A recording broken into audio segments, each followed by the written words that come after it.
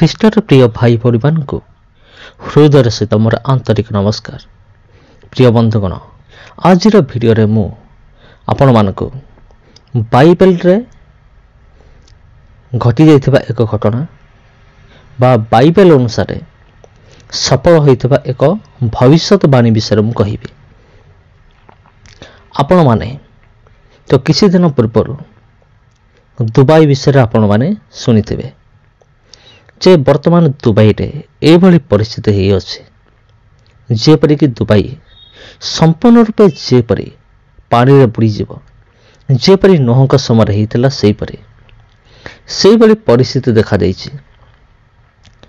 ଆଉ ଏ ସମସ୍ତ ବିଷୟ କିପରି ଘଟିଅଛି ଏବଂ ବାଇବେଲ ସହିତ ଏହି ଘଟଣାର ସମ୍ପର୍କ କ'ଣ, ସମସ୍ତ ବିଷୟ ମୁଁ ଆପଣଙ୍କୁ ଜଣାଇବି।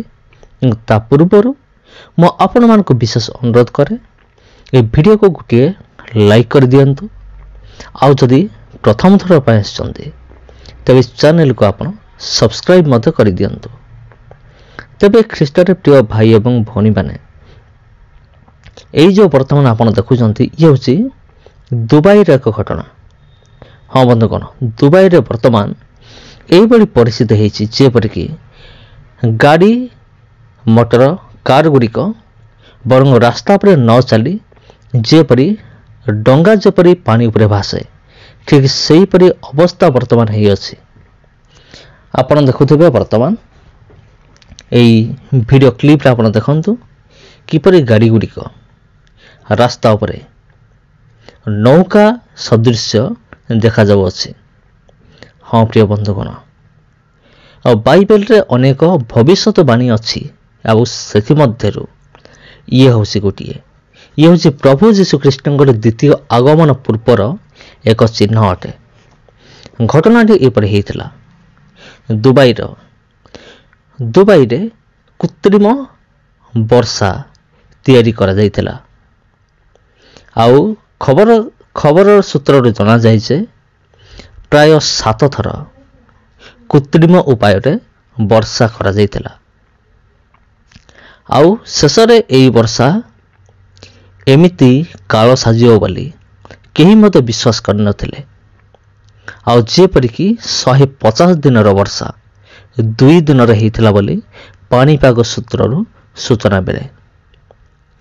ତେବେ ଖ୍ରୀଷ୍ଟରେ ପ୍ରିୟ ଭାଇ ଏବଂ ଭଉଣୀମାନେ, ଦୁବାଇରେ ବର୍ତ୍ତମାନ ପରିସ୍ଥିତି ହେଉଛି ବହୁତ ଅସମ୍ଭାଳ, ପରିସ୍ଥିତି ହେଉଛି ବହୁତ ସାଂଘାତିକ।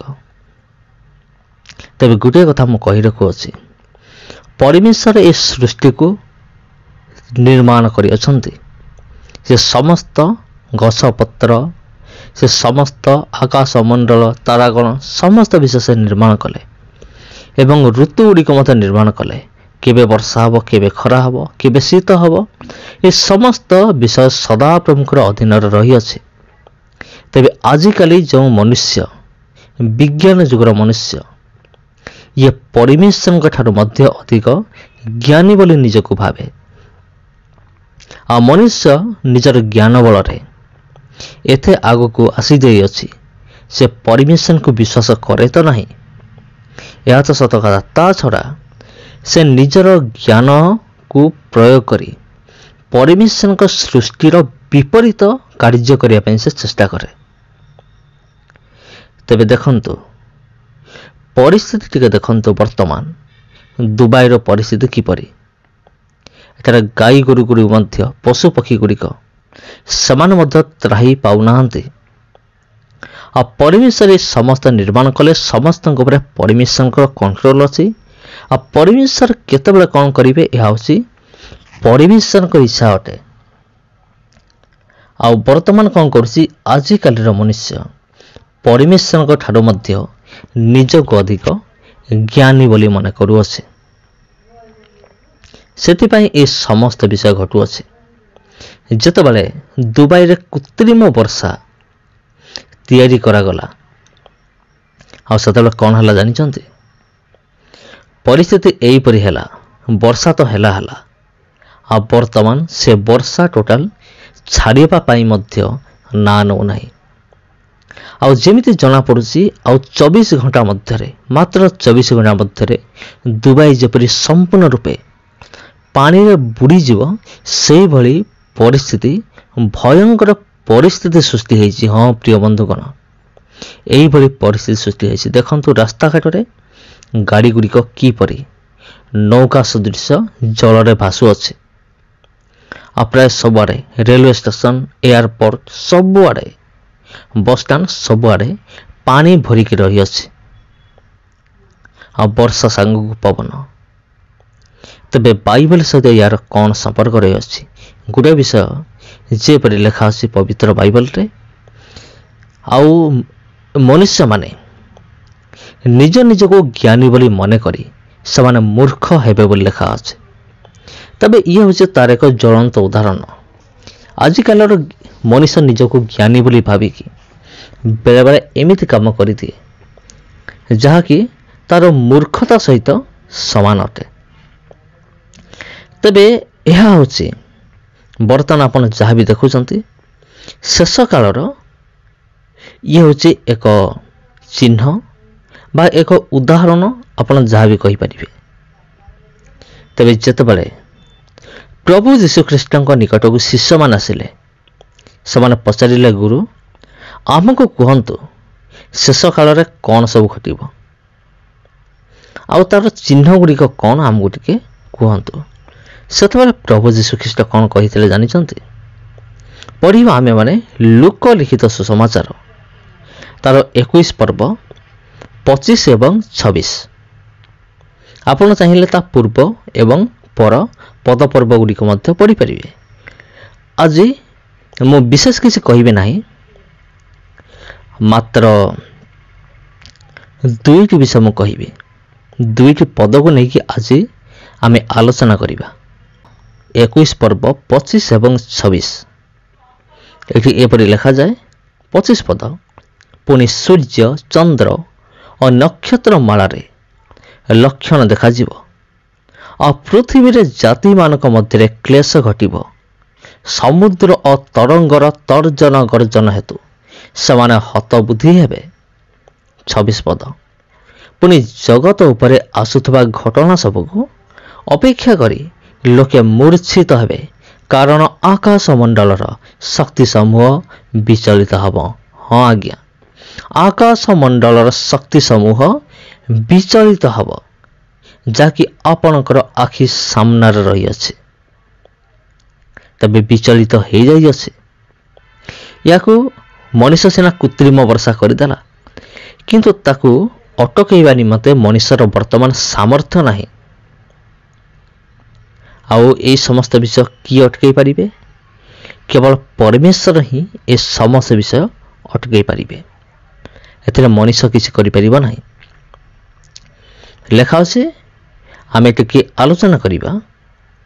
25 ପଦର ଲାଷ୍ଟରେ ଲେଖା ଅଛି, ସମୁଦ୍ର ଓ ତରଙ୍ଗର ତର୍ଜନ ଗର୍ଜନ ହେତୁ ସେମାନେ ହତବୁଦ୍ଧି ହେବେ। ଦୁବାଇର ଲୋକମାନେ ଆଜି ହତବୁଦ୍ଧି ହୋଇଯାଇଛନ୍ତି। এই ଯେଉଁ ଜଳର ଗର୍ଜନ, ସମୁଦ୍ରର ଗର୍ଜନ, ଏହାକୁ ଶୁଣିକି ସେମାନେ ହତବୁଦ୍ଧି, ମାନେ ତାଙ୍କୁ ଆଉ ବୁଦ୍ଧି ବାଟ କିଛି ଦେଖାଯାଉନି। ସେମାନେ କ'ଣ କରିବେ?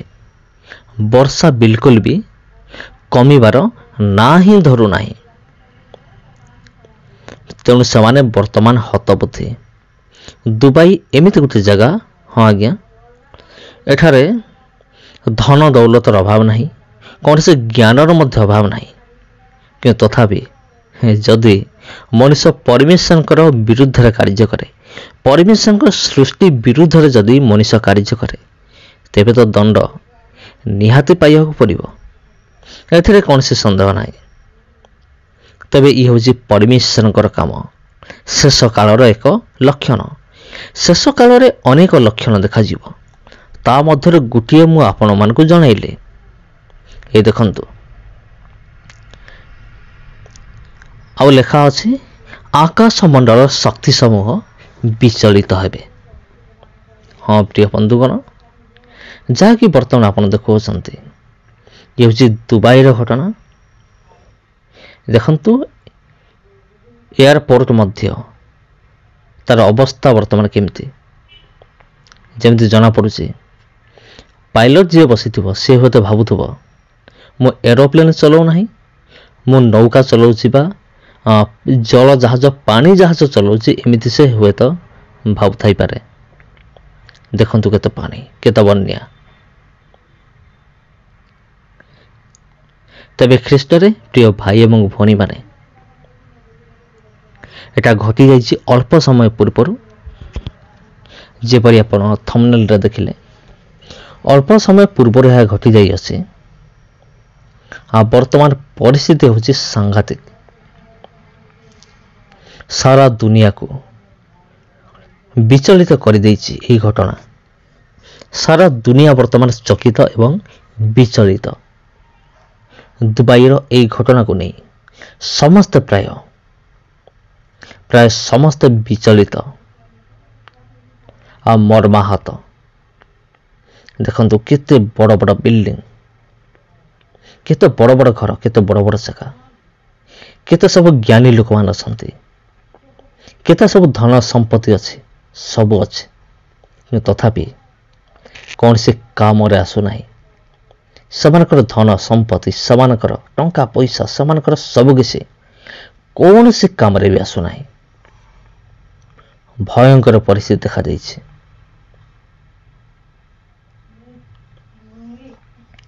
ଆଉ ଆଗକୁ ଦୁବାଇ ଯେପରି ସମ୍ପୂର୍ଣ୍ଣ ରୂପେ ପାଣିରେ ବୁଡ଼ିଯିବ, ଏହିଭଳି ପରିସ୍ଥିତି ବର୍ତ୍ତମାନ ଦେଖାଦେଇଛି। ସମସ୍ତଙ୍କୁ ଆନ୍ତରିକ ନମସ୍କାର।